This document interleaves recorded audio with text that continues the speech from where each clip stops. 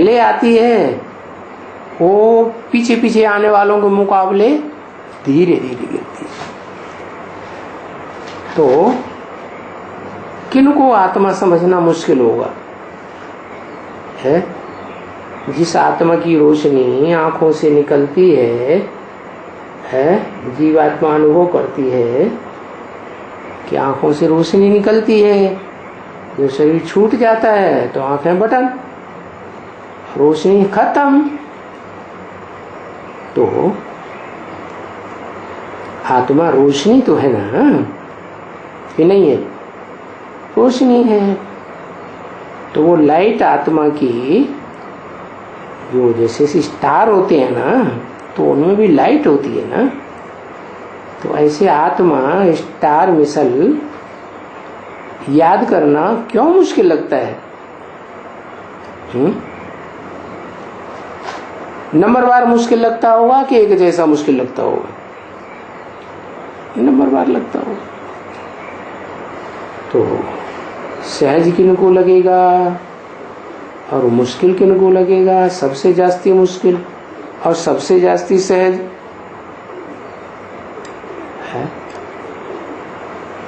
सबसे जास्ती सहज है उनको लगेगा जो संगम युग के शूटिंग पीरियड में जब बाप आते हैं तो जिन रुद्रमाला के बाणकों को पहले तैयार होना पड़ता है वो जल्दी याद में टिक जाती है नंबरवार है। फिर वापस जाते समय 5000 वर्ष के बाद जब फिर बाप आते हैं और वापस ले जाने के लिए आते हैं तो पुरुषार्थ में उनको बहुत सहज होता है। किनको? जो इस सृष्टि रूपी रंगमंच पर बहुत पहले पहले आए थे। अब इस दुनिया में जो जितना धंधे दोरी में रहते हैं तो उनको थोड़ी बैठ के याद पड़ता है क्या? क्यों? बाबा ने बताया नहीं, धंधे दोरी में रहते हुए भी बाप को याद करो। कर्म करते बाप को याद नहीं करना है? करना तो है, लेकिन फिर ये भी बताया है कि सब धंधों में है नुकसान सिवाय एक ईश्वरी धंधे के। तो धंधे दोरी भी दो तरह के हो गए। एक तो दुनियावी धंधा दोरी सिर्फ पेट पूर्ति का है, शरीर की परवरिश करने का, और दूसरा धंधा है जब समझ लिया कि हम देह नहीं है, हम तो आत्मा है, तो आत्मा की परवरिश जन्म जन्मांतर की है। तो कौन सा धंधा अच्छा? जो आत्मा का धंधा है वो धंधा करने से ज्यादा कमाई। देह का धंधा तो जो कमाई करेंगे वो एक जन्म ही चलेगी, वो भी चली चली न चोर लुटेरे लूट ले जाए, गवर्नमेंट लूट ले, आग जला दे, जमीन में धस जाए, कुछ पक्का पता नहीं। और ये जो कमाई है आत्मा की, जो परमपिता परमात्मा आते हैं तब ही मिलती है, तो ये तो अनेक जन्मों की कमाई है। तो इस धंधे धोरी में बैठ के याद करेंगे तो याद नहीं पड़ेगा? नहीं पड़ेगा। अरे ईश्वरी धंधे में रहेंगे तो याद नहीं पड़ेगा। हाँ, क्योंकि याद में बैठना उनके लिए जिन्होंने बाप को पहचान लिया सहज हो जाता है ना। और जिन्होंने पहचाना ही नहीं, धंधे दोरी बाहर की दुनिया में लगे हुए हैं, पेट के धंधे में, तो उनको कठिन पड़ता है। तो ईश्वरीय धंधे में लगना अच्छी बात है, और उसमें भी फिर नंबरवार है। कोई तो ये समझते हैं कि ईश्वरीय धंधा मुरली पढ़ ली, मुरली पढ़ के सुना दी। प्रदर्शनी कर ली, कॉन्फ्रेंस कर ली, मेले मलाखड़े में ज्ञान लेना देना कर लिया, तो वो भी तो धंधा है ना, है? तो उसमें अवस्था नहीं बनेगी। क्यों? ईश्वरी धंधा तो कर रहे हैं। हाँ, जो जिनकी सेवा करते हैं, जिनके संसर्ग संपर्क में आते हैं, तो उनके संग का रंग लगता है कि नहीं? तो फिर वो देवान बढ़ता है। फिर आत्मिक स्थिति बनाने में थोड़ी तकलीफ होगी। और जो ये समझ जाते हैं कि ज्ञान की गहराइयों को हम जितना समझ लेंगे उतना हम फिर बाप के नजदीक ज्यादा पहुंचेंगे। तो जो मनन चिंतन मंथन में रहते हैं और ज्ञान की गहराई को ज्यादा पकड़ लेते हैं, बाप को ही याद करते हैं, बाप की वाणी को ही याद करते हैं, बाप के महावाक्य भी याद आते हैं, और बाप ने जो काम दिया है क्या खास, मन मना भव। तो किसके मन मना भव, ये बुद्धि में बात चलती है। ब्रह्मा के द्वारा बोला शिव ने, तो शिव को तो मन ही नहीं है तो किसने कहा मन मना भव? जरूर कोई है ना जिसमें प्रवेश करके कहते हैं मन मना भव। तो वो है जिसमें शिव बाप पहले प्रवेश करते हैं। तो जिसमें भी प्रवेश करते हैं उसका नाम ब्रह्मा रखना पड़ता है। तो जो पहला ब्रह्मा है वही फिर आदि सो अंत में ब्रह्मा के रूप में परम ब्रह्म नाम होता है। बड़ा ब्रह्मा, बड़ी अम्मा, जैसे घर परिवार भी हिंदुओं में होता है ना, तो कोई एक शादी करते हैं, दो शादी करते हैं, तीन चार शादियां कर लेते हैं, तो बड़ी अम्मा कौन हुई? पहले वाली बड़ी अम्मा हुई ना।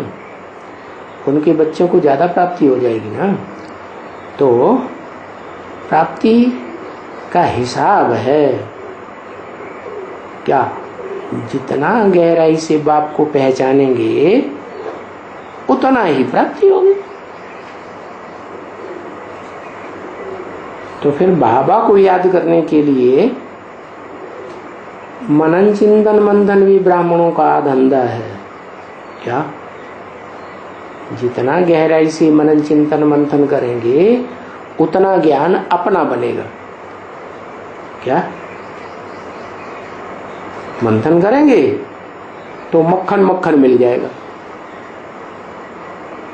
जिसने मेहनत की उसको मिल जाएगा। फिर दूसरों को बांटेंगे तो और बढ़ता रहेगा, तो उनकी अवस्था भी अच्छी बनती है। फिर मनन चिंतन मंथन करते करते जब आखिरी स्टेज पे पहुंच जाते हैं, निर्णय हो जाता है कि आखिर हम किस एक को याद करें। क्या? तो उनकी अव्यभिचारी याद होगी, और अव्यभिचारी याद में बहुत गहरी याद आती है। क्या? योगाग्नि तीव्र हो जाती है।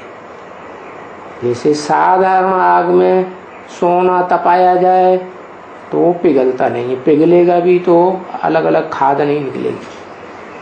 तो गहरी याद जो है जिनकी लगेगी उन्हें फिर टाइम का भी पता नहीं लगेगा। क्या कि हम कितनी देर याद में बैठे, ऐसे भी हो। क्या? ये दुनिया में जो हो अल्लाह मचेगा ना, हाय हाय मचेगी ना, तो वो उन्हें पता ही नहीं लगेगा कितना टाइम हो गया हाय हाय होते हुए। ऐसे ही मस्त हो जाएंगे याद में। क्योंकि जब आत्मा ऊंची स्टेज में पहुंचती है, धरणी से आकर्षण से पड़े वायुमंडल में पहुंच गई। वायुमंडल ज्यादा ऊंचाई तक है, और वायुमंडल से भी ऊंचे स्पेस में पहुंच गई। तो क्या होगा, स्पेस में जो चीज पहुंच जाती है तो उसको आकर्षण होना बंद हो जाता है, देह का, धरणी का, तो ऑटोमेटिक याद हो जाती है। तो फिर बाबा कहते हैं अगर अपन को आत्मा भी नहीं समझते हो तो क्या करोगे, तो कम से कम शिव बाबा को तो याद कर सकते हो, है? अरे बोला तो ये है अपन को आत्मा समझ, बाप को याद करो, है? अभी बात पलट गई क्या, है? आत्मा नहीं भी समझेंगे तो भी क्या याद आएगा, है? नहीं याद आएगा, है? शिव बाबा आत्मिक स्थिति में रहते हैं और शिव बाबा जितनी आत्मिक स्थिति में रहते हैं तो हम भी रहेंगे, है? हाँ, जैसे को याद करेंगे वैसी स्थिति बनेगी। तो ये तो पक्का समझ लिया ना कि याद से ऊंची प्राप्ति क्या होती है, विश्व की बात सही, इससे ऊंचा तो और कुछ होता नहीं, योग बल से प्राप्ति, क्या सबसे ऊंची प्राप्ति क्या है इस दुनिया में, जितने भी 500-700 करोड़ आत्माएं हैं, कोई भी सामने आ जाए तो झुक जाए,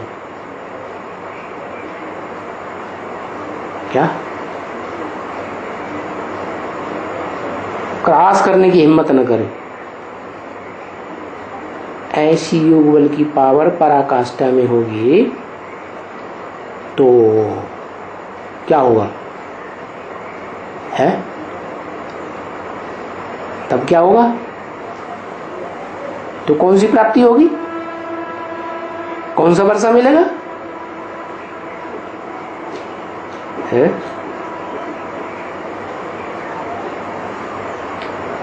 विश्व की बादशाही मिल जाएगी, वैकुंठ की बादशाही मिलेगी, बादशाही, वैकुंठ में बादशाह तो विष्णु होता है, और विष्णु में भी 4 भुजाएं, वो तो भुजाएं तो सहयोगी की निशानी है, तो 4 थोड़े विश्व के बादशाह होंगे, वैकुंठ की दुनिया के एक ही होगा ना, तो उसमें भी नंबरवार है, भुजाओं में भी जो सहयोगी भुजाएं हैं वो भी नंबरवार। तो अभी बात आई कि जिनको आत्मा भी नहीं याद आती है वो शिव बाबा को तो याद कर सकते हैं,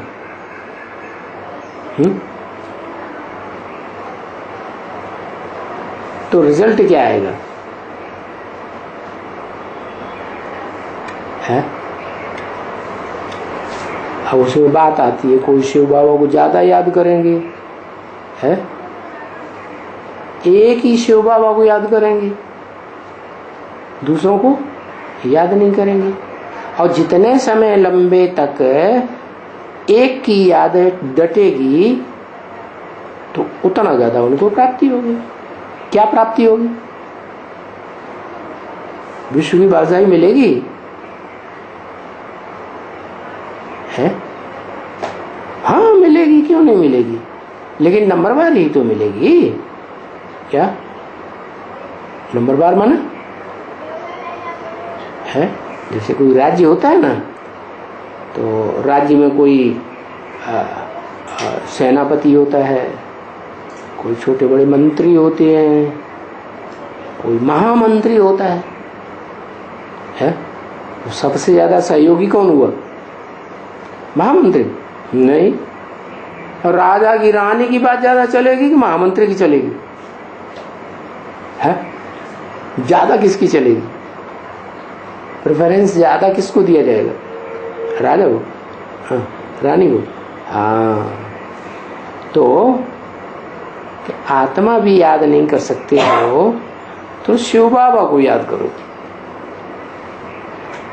तो ये तो सहज हो गया। क्योंकि आत्मा को याद करना मुश्किल हो जाता है, क्या बताया?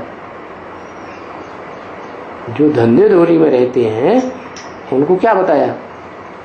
आत्मा को याद करना कठिन पड़ता है, तो उनके लिए तो बहुत सहज बात बता दी।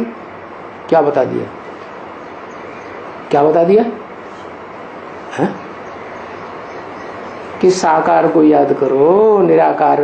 साकार में निराकार तो है ही, शिव बाबा कहा जाता है, वो तो जन्म जन्मांतर साथ रहेगा ना। जो ज्यादा याद करेंगे भले प्रजावर्ग की आत्माएं हो तो भी राज परिवार में साथ रह सकते हैं या नहीं है? मान लो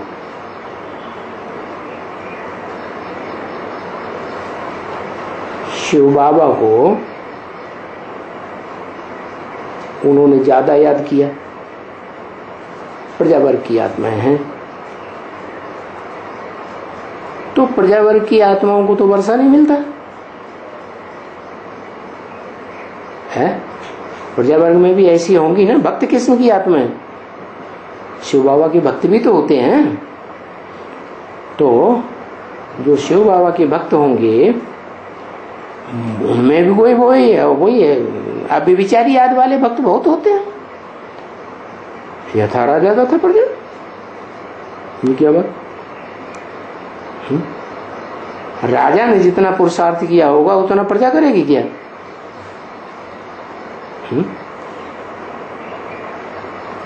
सुख शांति में उतना रहेंगे,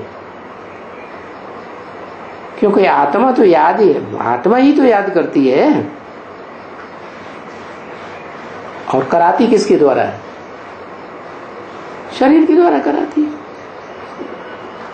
तो अभी आत्मा करती है, आत्मा याद करती है और शिव बाबा को आत्मा याद करती है। दो शब्द क्यों मिला दिए? शिव भी मिला दिया और बाबा भी मिला दिया, क्योंकि शिव है बिंदी का नाम और बाबा है साकार शरीर का नाम। जो साकारी संबंध होते हैं उनमें आत्माओं का तो सिर्फ बाप का ही संबंध होता है। बिंदु बिंदु आत्माओं का बिंदु बाप, शिव ज्योति बिंदु। और जब आत्मा शरीर में होती है तो ढेर सारे संबंध बनते हैं। तो उनमें जिसको ज्यादा रिस्पेक्ट दी जाती है परिवार में, उसको कहा जाता है बाबा, ग्रैंडफादर। तो याद करने में शरीर की कोई दरकार नहीं है। शरीर का दरकार नहीं है, है? आत्मा अगर याद करेगी तो शरीर की दरकार नहीं है। बिना शरीर की याद कर लेगी, है? पुरुषार्थ ही नहीं होगा। पुरुषार्थ कब होगा? जब शरीर में होगी तभी तो याद पुरुषार्थ होगा ना। सूक्ष्म शरीरधारी आत्माएं सूक्ष्म शरीर में आ जाती हैं। कोई ज्यादा पाप करते हैं तो सूक्ष्म शरीर धारण करते हैं, तो सूक्ष्म शरीर के उनके पाप पुण्य बनते हैं नहीं? हाँ, जिसमें प्रवेश करते हैं उनका पाप पुण्य बनता है। हाँ, परमानेंट अगर कोई शरीर में प्रवेश कर जाए जब तक मृत्यु पर्यंत, तो फिर हिसाब किताब बनेगा। जैसे ब्रह्मा की सोल है, परमानेंट प्रवेश कभी करेगी या नहीं करेगी? करेगी। तो उनके हिसाब किताब जितना वो पुरुषार्थ करेंगे उतना उनका बनेगा। तो अभी जब तक शरीर है तो करने वाली आत्मा है, याद करने वाली। बाप कहते हैं तुम आत्मा जब अलग थे शरीर से तब पवित्र थे। क्या अपवित्र कब बनते हैं? जब गर्भ में आते हैं तो माता का संग का रंग लगता है कि नहीं आत्मा को, तो हिसाब किताब बन जाता है। फिर अपवित्रता बढ़ेगी या घटेगी? है बढ़ेगी, घटेगी, बढ़ेगी। तो अगर फिर माता के मुकाबले ज्यादा पावरफुल आत्मा हो तो संग का रंग लगेगा या घटेगा? है घटेगा, घटेगा नहीं? अरे संग का रंग लगेगा कि नहीं? है वहीं खाना, वहीं पीना, वहीं सांस लेना, सब प्रकार की प्राप्ति।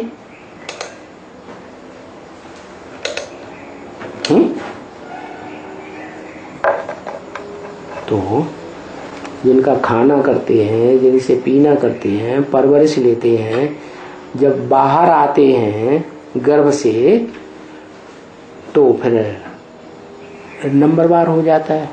क्योंकि कोई कोई बच्चे तो दुनिया में ऐसे होते हैं जिनको माताएं नहीं पाल पाती, दाइयां पालती हैं। पालती है कि नहीं? तो उनके साथ हिसाब किताब नहीं बनता है। माता उनके साथ कम रहेगी, नौकरी धंधे में चली जाती है। और कोई दाई रखी हुई है घर में, उसके साथ ज्यादा रहेगा बच्चा, तो किसका संग ज्यादा लगेगा? दाई का लगेगा ना। तो ये हिसाब किताब बनता है, जिसका भी संग रहेगा और उससे जितनी भी ज्यादा प्राप्ति होगी उतना हिसाब किताब बनेगा। तो जो सुप्रीम एबोर्ड परमधाम है आत्मलोक, उसमें तो किसी देहधारी का संग है ही नहीं, तो पवित्र होते हैं। तो पहले पहले जब इस सृष्टि पर आए थे तो पवित्र है। ये समझने की बात है या नहीं है? समझने की बात है? क्या समझने की बात है? समझने की बात यह है, अभी भी इस दुनिया में हम बुद्धि का कनेक्शन सबसे तोड़ेंगे, सिर्फ एक शिव बाबा को याद करेंगे और शिव बाबा की जो स्टेज होगी वो ही हमारी स्टेज बने। तो क्या समझ में आया? शिव बाबा परम नाम की निराकारी अव्यक्त स्टेज में है, तो हमको भी संग का रंग वैसा ही लगेगा, हम भी पवित्र बन जाएंगे। क्योंकि पवित्र आए थे तो पवित्र ही हमको वापस जाना है। तो बात समझ में आ गई ना? क्या कि जैसा संग करेंगे बुद्धि का वैसा रंग जरूर लगेगा। अभी भी तुमको बताते हैं, क्या क्या बताते हैं कि अभी भी तुमको ये बात बताते हैं, संगम में वहां जाएंगे परमधाम में, आत्मलोक में, तो पवित्र बन करके ही जाएंगे। बता तो दिया, तो करना क्या है? क्या करना है? पवित्र बन करके जाना है, और यही बात बता दी, तो अब करना क्या है? पवित्र को पहचानना है। इस सृष्टि में ऐसा पुरुषार्थी बाप का बच्चा शिव का कौन है जो सबसे जास्ती अव्यक्त स्टेज में रहता हो? तो उसका संग करेंगे तो जल्दी पावन बनेंगे। जल्दी पावन बनेंगे तो हमारा नंबर पावन दुनिया में जाने का पहले लग जाएगा। तो ये है तुम्हारी मेहनत। क्या? जल्दी से जल्दी औरों के मुकाबले दौड़ के, है याद की यात्रा है ना, उसमें तीखी दौड़ दौड़ के हम पहले आगे निकल जाए। दौड़ लगाते हैं, उनको मेहनत लगती है कि नहीं? हाँ, वो है जिस्मानी दौड़ और ये है रूहानी दौड़। तो इस रूहानी दौड़ में तो बहुत मेहनत चाहिए, क्योंकि वो जो दौड़ होती है जिस्मानी, वो तो लिमिटेड होती है। क्या 100 मीटर की दौड़, 200, 1000 मीटर की दौड़, 1-2 किलोमीटर, 10 किलोमीटर की दौड़ लगवाएंगे। यहाँ तो हमें जहां जाना है वो तो बहुत दूर है? और ऊंचाई पर भी है। तो तुमको तो बहुत मेहनत करनी चाहिए। ये बड़ी कमाई है। क्यों?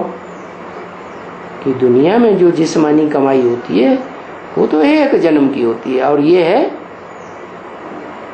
अनेक जन्मों की कमाई। भले उस दुनिया में भी जो अच्छे कर्म करते हैं, पुण्य आत्मा बनते हैं, तो अगले जन्म में उनको उसका उजूरा मिल जाता है। 1-2 जन्म उजूरा मिलता है, क्योंकि जो कर्म दुनिया में भी अज्ञान काल में किए जाते हैं, तीव्रता से किए जाते हैं, तीव्र संकल्प लेकर के, तो उनका फल जल्दी मिलता है। और जो कर्म धीमी गति से किए जाते हैं, तो उनका फल देर में मिलता है। तो अभी तो एक ही जन्म है, लास्ट जन्म, उसमें तो बड़ी कमाई करनी चाहिए। देखो यहां इस दुनिया में कितने बड़े बड़े साहूकार हैं। किस चीज के? हैं? स्थूल धन संपत्ति के कितने बड़े बड़े साहूकार हैं, और उनका नाम अखबारों में निकलता है। कितना उनका मान होता है। पदम पदम पति हैं। क्या संख्याओं में ऊंची संख्या बता दी सबसे। कोई अरब के मालिक, कोई खरब के मालिक। तो दुनिया की बात क्यों की बाबा ने? है कि इस दुनिया से टैली करो। उनकी जो स्थूल धन की कमाई है, तुम्हारी कौन सी कमाई है? तुम्हारी है ज्ञान धन की कमाई है, जो ईश्वरीय धन है, वो ईश्वर से ही मिलता है? वो धन आपस में कमाई करते हैं। धंधा धोरी कुछ भी कहेंगे, व्यापार भी तो आपस में लेन देन करते हैं, आपस में एक दूसरे से लेते हैं। और यहाँ तो देने वाला एक ही ऊंचे ते ऊंचे बाप है। और कितना देते हैं? उसके पास तो अखूट खजाना है। क्या? उसकी गिनती भी नहीं कर सकते। क्या कहते हैं? उसके पास जो ज्ञान का धन है, उसके लिए कहते हैं कि वो इतना धन है कि उसका आदि और अंत ही नहीं हो सकता। ऐसे दुनिया में पढ़ाइयाँ होती है ना, ज्ञान लेते हैं, तो उस ज्ञान का भी कोई अंत नहीं हो। जा रही जिंदगी पढ़ते रहो, सब कुछ जानकारी दुनिया की नहीं मिलेगी। और वो भी इसी एक जन्म की जानकारी हो, ज्यादा से ज्यादा 2500 वर्ष की जानकारी, पास्ट की, हिस्ट्री की। और ये तो है पूरे कल्प की जानकारी। और हमारी आत्मा में जो संस्कार हैं, उन संस्कारों को फॉलो करने वाली जो हमारी दुनिया है जन्म जन्मांतर की, उन आत्माओं के बारे में भी हमको पता चलता है। कितना विस्तार में ज्ञान हो जाता है। तो देखो, दुनिया के बड़े बड़े साहूकार हमारे मुकाबले क्या हैं? क्यों है? क्योंकि उनकी जो धन संपत्ति है वो उनके पोत्रे पड़पोत्रे ज्यादा से ज्यादा कोई खा ही नहीं पाएंगे, क्योंकि अभी दुनिया का विनाश सामने खड़ा है।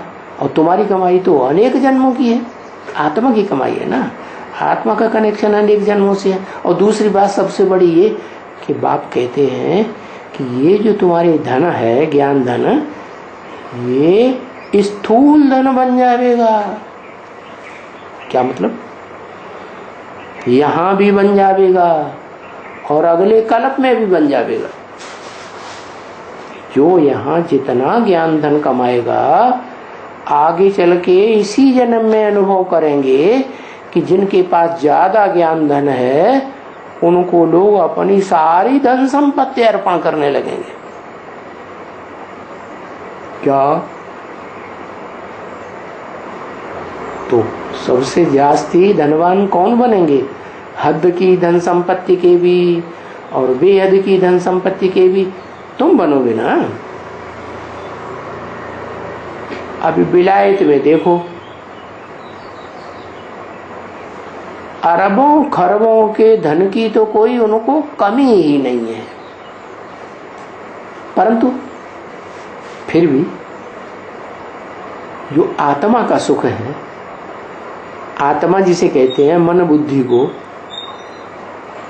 मन जिसे कहते हैं संकल्प शक्ति, तो संकल्पों में खुश हैं। विलायती लोगों के जो अंदर अंदर मन में संकल्प चल रहे हैं, उन संकल्पों के आधार पर वो खुश हैं, सुख में रहते हैं। लो, सुख में नहीं रहते। अरे इंद्रियां तो नीचे हैं, कम ताकतवर है। इंद्रियों को कंट्रोल करने वाला तो मन है ना। तो मन ही सुखी नहीं तो इंद्रियां तो कितना भी सुख दे दो, क्या मन जो है वो उस सुख को एक्सेप्ट ही नहीं करेगा। तो देखो, स्थूल धन तो दुनिया वालों के पास बहुत है, परंतु विलायतियों के पास भी सुख तो नहीं है ना। देखो, दुख ही दुख है ना। क्या? क्यों कहा दुख ही दुख है? ज्यादा धन संपत्ति होगी, है वेल्थ बहुत होगी, तो हेल्थ अच्छी रहेगी ना। हेल्थ अच्छी रहेगी तो बीमार कम पड़ेंगे ना। जिनके पास ज्यादा धन होता है वो ज्यादा बीमार पड़ते हैं। क्या होता है? जिनके पास ज्यादा धन होता है वो फिर दुरुपयोग करते हैं। क्या? धन का सदुपयोग नहीं करते, तो दुरुपयोग करेंगे तो दुख ही मिलेगा। देखो, इस समय में सब जो बड़े बड़े आदमी हैं उनके ऊपर बहुत दुख है। क्यों? उनको ज्यादा चिंताएं लगी रहती है या मस्त रहते हैं, कोई चिंता नहीं है? ढेर सारी चिंता है। तो उनका मन ज्यादा बिजी रहने से ज्यादा सुख भोगेगा या दुख भोगेगा? दुख भोगेगा। देखो, राजाएं हैं, नाम मात्र के कोई राजाएं हैं तो ना भी, हाँ राजघराने हैं। नेपाल में देखो, बड़े प्रजातंत्र राज्य है, फिर राजा तो है ना। भूटान में देखो, भले प्रजातंत्र राज्य है तो भी राजा तो है ना। भले कोई प्राइम मिनिस्टर है, प्रेसिडेंट है, वगैरह वगैरह आज है ना, लेकिन क्या पता आज है और कल नहीं होंगे। और तुमको जो धन मिल रहा है वो कैसा है? वो तो अविनाशी धन है। उनको तो आज भले कितनी ऊंची कुर्सी पे बैठे, कल पकड़ करके ले जाएंगे, जेल में डाल देते। कहां तो जाकर के मार डालते हैं। कोई देश में अराजकता फैल जाती है, मिलिट्री शासन करते हैं, मिलिट्री मारा मार धाड़ा धाड़ करती रहती है। देखो क्या सुख हुआ, कितनी चिंता। अरे तुम तो विलायत की बातें ज्यादा सुनते भी नहीं हो। क्यों? ये बच्चियां तो अखबार पढ़ती ही नहीं है। बुढ़ियां हैं, ये क्या अखबार पढ़ेंगे है?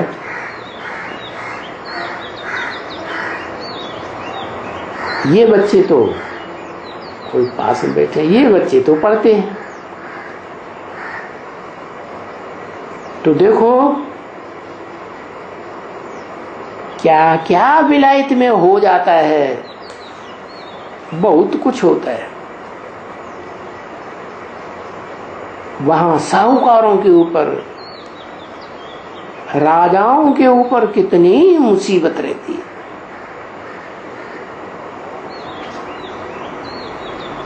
देखो तुम जो सतयुग में स्वर्ग में राजाएं बनेंगे तो कोई चिंता होगी है? कोई चिंता नहीं। कोई मुसीबत आएगी है? कोई मुसीबत नहीं आएगी। यहां तो देखो राजाओं के ऊपर भी कितनी मुसीबत है।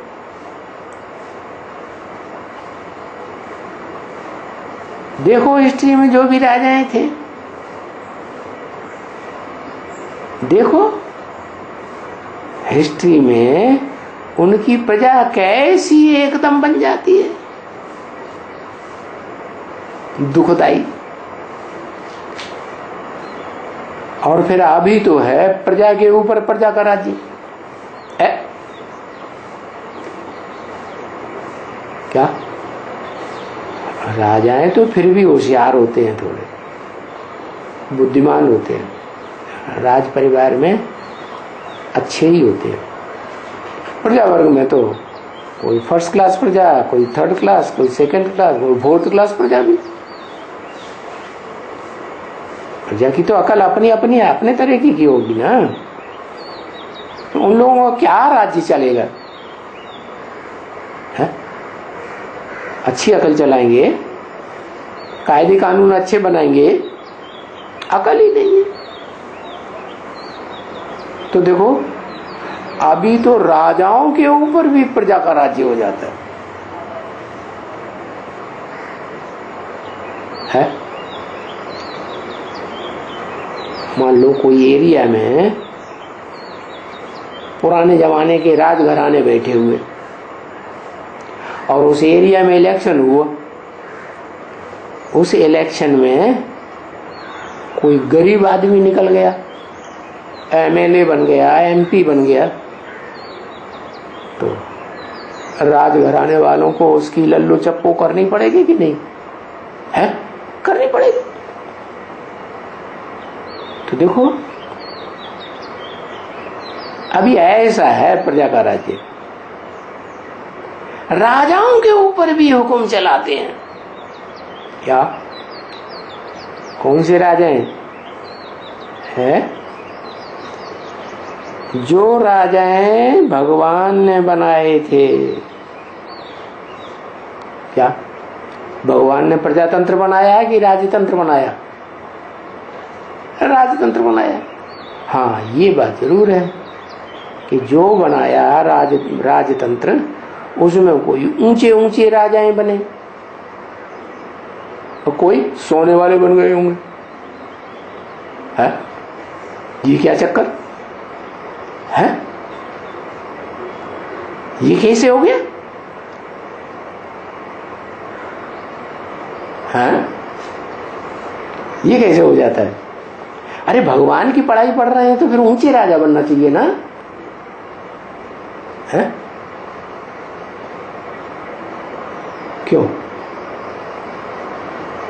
क्या हुआ?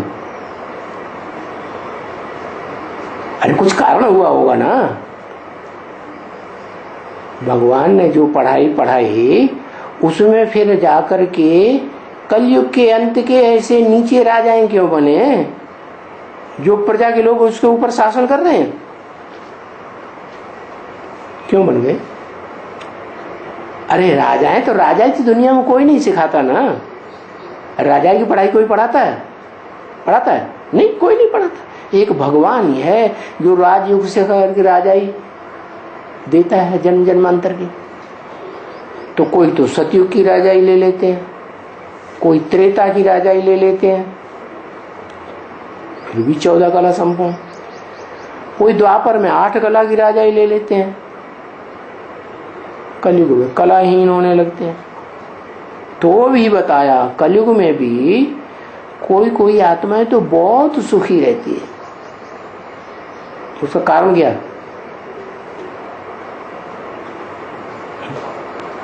है? अरे धंधे धोरे में ज्यादा लगे रहते क्या है?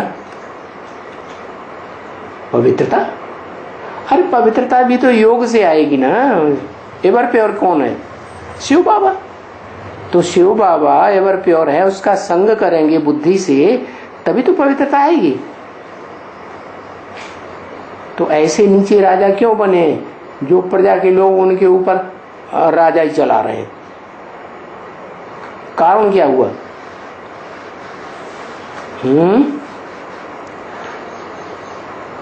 अरे जब भगवान इस सृष्टि पर आया तो भी दुनिया भी धंधाधोरी में बुद्धि फंसी हुई है।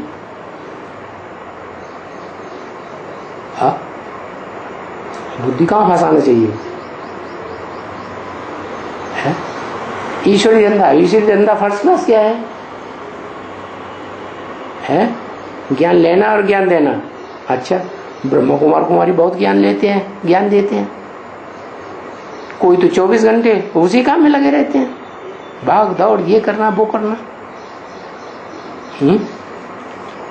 पहचान करने के लिए तो बुद्धि से सोचना पड़ेगा, मनन चिंतन मंथन करना पड़ेगा, ऐसे पहचान हो जाएगी। है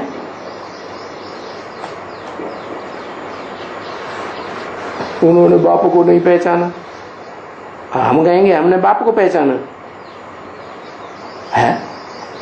ये क्या बात कोई मानेगा? अरे दुनिया में कोई मानेगा? इतना ऊंचते ऊंच बाप, और वो पढ़ाई पढ़ा रहा है, और कोई को तो इतनी बढ़िया पढ़ाई पढ़ने सुनने में आती है कि वो सारा सब कुछ भूल जाते हैं। बस एकदम अर्पण में, तन भी तेरा, धन भी तेरा, मन भी तेरा। जो देखे जो सुने। अरे अरे क्या बात है, भगवान पढ़ाई पढ़ाए, उस समय सोने वाले सोते रहे, तो देखा जो सुना। उनको कहेंगे जो देखा जो सुना, तो हमने पाया, हमने देखा, शिव बोला भगवान। अरे बाप रे, नींद ही उड़ गई। तो देखो ये राजाओं के ऊपर हुक्म चलाते हैं, इसका कारण कहां बना?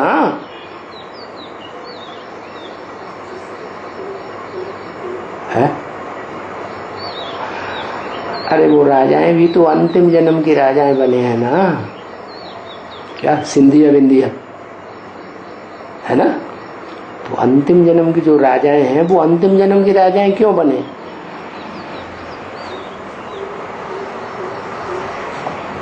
कि ईश्वर जब आया पढ़ाई पढ़ाने के लिए राजयोग की, तो ध्यान नहीं दिया लंबे समय तक।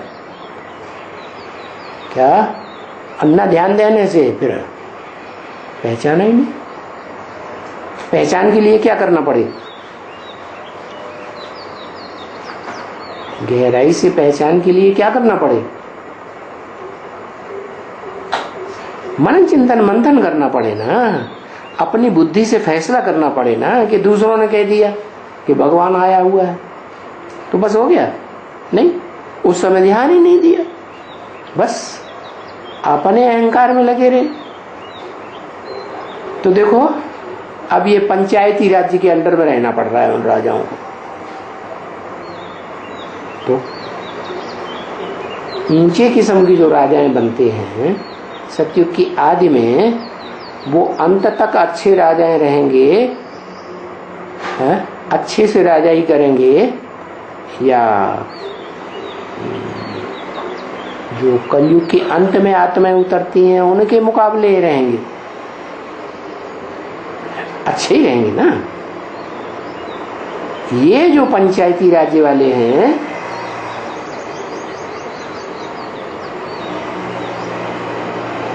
ये कौन है? जो प्रजा के ऊपर प्रजा का राज्य चलाते हैं। ये वो आत्माएं हैं कि जब भगवान आए थे और भगवान ने आकर के अलग अलग धर्मों की, अलग अलग आत्माओं के नंबरवार राजाई स्थापन की संगम युग में, तो उस समय किसी राजाई के ऊपर और किसी धर्म पिता के ऊपर विश्वास ही नहीं किया, पक्का विश्वास नहीं किया। एक आया, एक को पकड़ लिया, फिर उस पर विश्वास हट गया, फिर दूसरे को पकड़ लिया, फिर उस पर भी विश्वास हट गया, फिर तीसरे को पकड़ लिया, उसको भी विश्वास हट गया। ऐसी जो आत्माएं होती हैं वो अंतिम जन्म में जाके आर्य समाज में चली जाती है। क्या? और उनको क्या चाहिए? उनको फिर संख्या चाहिए। क्या? प्रजातंत्र राज्य बनाना है ना, तो कोई भी आ जाओ, कोई भी धर्म के आ जाओ, हम तुम्हें हिंदू बना लेंगे। बस बड़ा हिंदू पने का नशा रहता है। तो देखो कहाँ भगवान आकर के जन्म जन्मांतर का राजा बना रहा है, राजयोग सिखा करके। है? और कहाँ प्रजातंत्र राज्य में थोड़े समय की गद्दी लेने के लिए कितना हलचल में आते हैं, कितना पैसे वालों की जी हुजूरी करते हैं। ये करेंगे, वो करेंगे, उनका सब छीन लिया। किनका? प्रजातंत्र राज्य वालों ने राजाओं का सब कुछ छीन लिया, जो राजाएं भगवान ने बनाए थे। इतनी उनको उनसे ईर्ष्या होती है राजाओं से, प्रजातंत्र वालों को सब कुछ छीन लिया। क्या?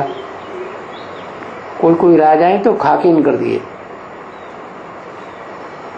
तो प्रजा ने राजाओं को भी छीन लिया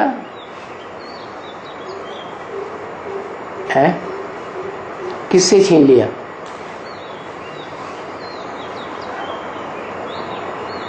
प्रजातंत्र वालों ने राजाओं को भी छीन लिया। किससे छीन लिया? भगवान से छीन लिया। क्या? उनको भी प्रजातंत्र शासन में ले लिया। अभी जो अंत का प्रजातंत्र शासन चल रहा है, ज्यादा से ज्यादा 26 तक चलेगा। तो ये जो अंत समय का प्रजातंत्र शासन है, उसमें वो बड़े बड़े राजाएं फिर क्या करते हैं, जिनके ऊपर पंचायती राज्य चलने लगता है, वो भी प्रजातंत्र में घुस जाते हैं। क्या? गद्दी ले लेते हैं कोई न कोई। तो जिन्हें गद्दी मिल जाती है उन्हें गद्दी का नशा चढ़ेगा कि नहीं? प्रभुता पाहे काहे मदनाही। क्या? जिनको प्रभुता मिल जाती है उन्हें फिर मद मत्सर चढ़ जाता है, अहंकार चढ़ जाता है, तो फिर किसी की बात नहीं सुनते। तो देखो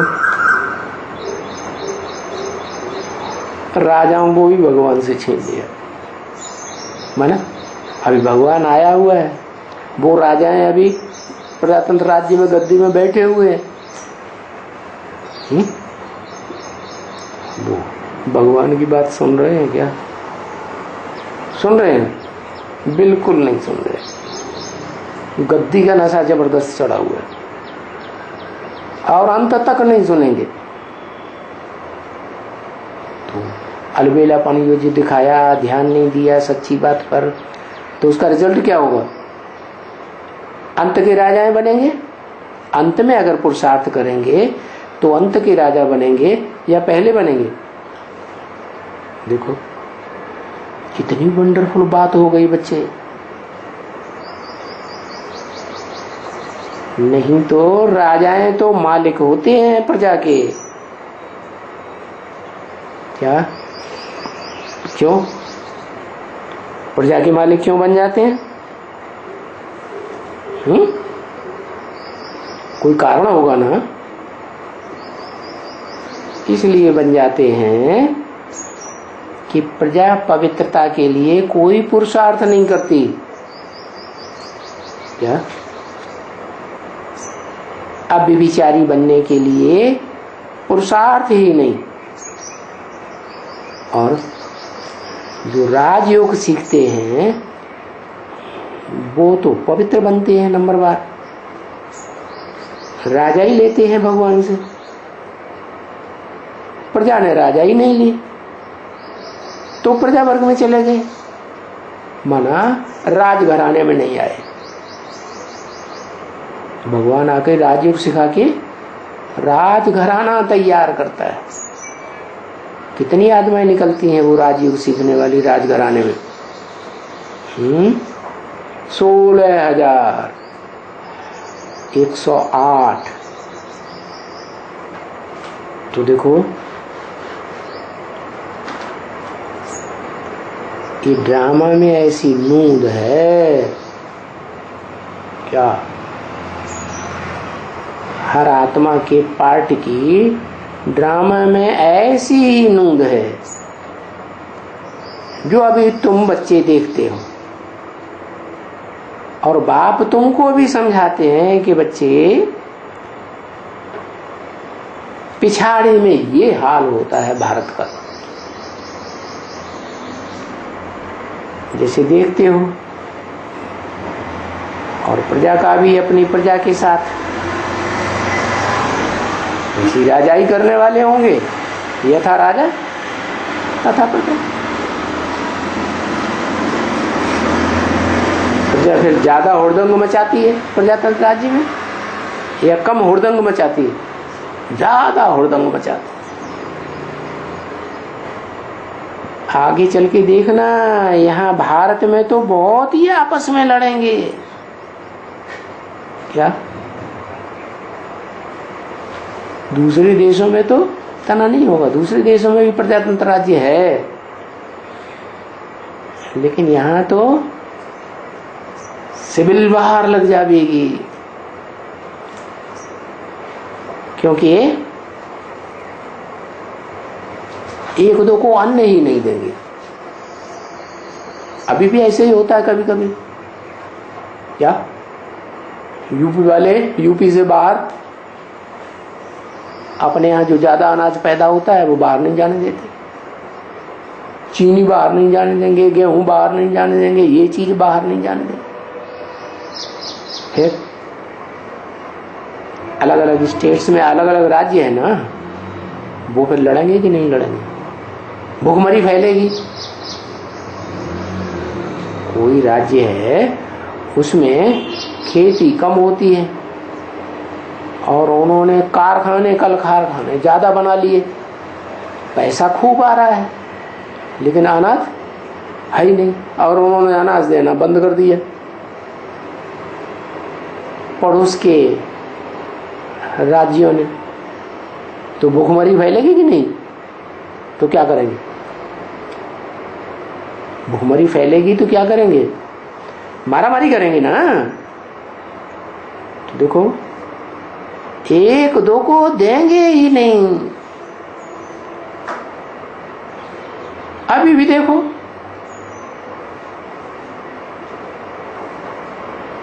तेल एक दूसरे को देना बंद कर देते हैं। देशों में भी ऐसे ही होता है, प्रजातंत्र राज्य देश देश में देशांतर में चलता है। एक देश दूसरे देश को तेल ही देना बंद कर देता है। यहां भी देखो, चावल ही बाहर भेजना बंद कर देते। ऐसे होता है कि नहीं?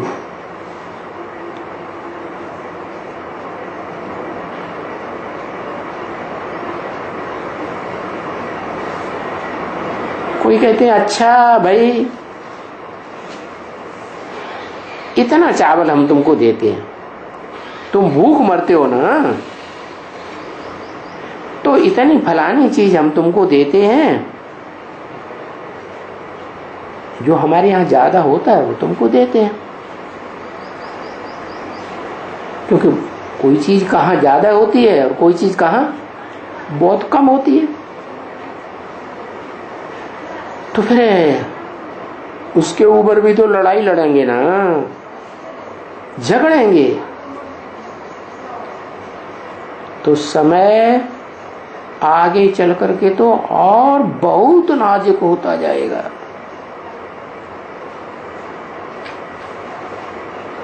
यहाँ का समय, इस अंतिम जन्म का समय बहुत नाजुक होता जाएगा। कितना नाजुक? जितना कल पहले हुआ था। ये बात भी अभी तुम समझते हो कि कल पहले भी ऐसे हुआ था, और आगे आगे जो कल पाएंगे उनमें भी ऐसे ही होता जाएगा। तो अभी तुम साक्षी हो के देखते हो कि यहाँ इस दुनिया में क्या होता है, और तुम बच्चे क्या करते हो। तुम बच्चे कैसे गुप्त वेश में दिल व जान सिख व प्रेम से अपना जो राज्य अभी स्थापन कर रहे हो शूटिंग पीरियड में, ऐसा ही तुम्हारा राज्य पुरुषार्थ के अनुसार बुरा ड्रामे में बन जाएगा। जो राज्य तुमने अभी घुमा दिया है, क्या राजा ही खत्म हो गई ना दुनिया में? राज्य घुमाया, और यहाँ क्या हुआ? राजाओं की राजाई गई और यहाँ बाप आ गया। क्या? तो तुम बच्चों के लिए बाप आता है, क्योंकि तुम्हारी राजाई खत्म हो गई, तुम प्रजा वर्ग में आ गए।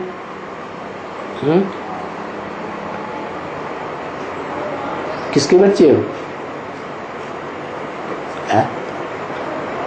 कहते हैं ना, राम राजा राम प्रजा राम साहूकार है। तो साहूकार प्रजा में होता है या है प्रजा में होता है? वो तो रही त्रेता की बात, राम की। अब क्या हर जन्म में राम वाली आत्मा साहूकारी बनती रहेगी क्या?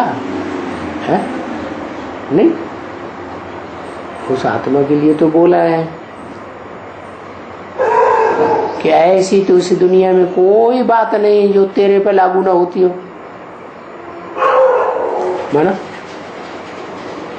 राम वाली आत्मा प्रजा वर्ग में गरीब भी बनेगी या नहीं बनेगी?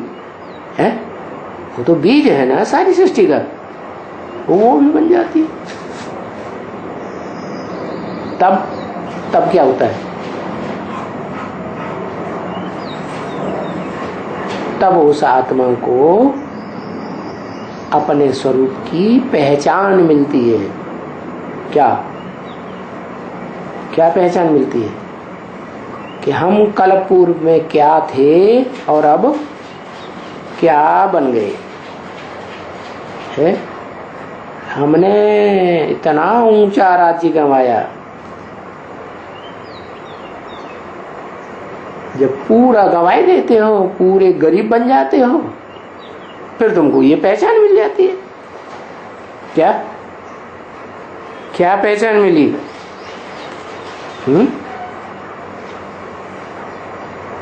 क्या पहचान मिलती है? आखरीन। यही पहचान मिलती है कि अब देखो अंतिम जन्म में हम प्रजा वर्ग में भी कितने गरीब बन गए और हम पहले क्या थे, सारे विश्व के मालिक थे। ओम शांति।